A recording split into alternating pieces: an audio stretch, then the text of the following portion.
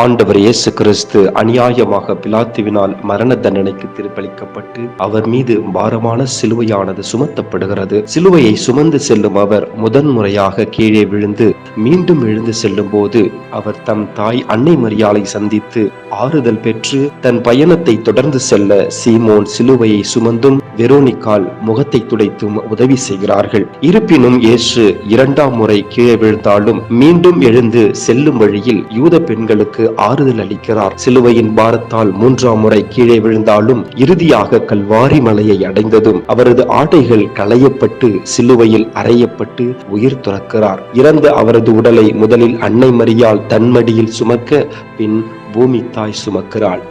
திவ்ய இயேசுவே, உம்மை ஆராதித்து வணங்கி நன்றியறிந்த தோஸ்திரம் செய்கிறோம். அதேனென்றால் அற்றிஷ்ட பாரமான சிலுவையை கொண்டு உலகத்தை மீட்டு ரட்சித்தீர். ஆமேன்.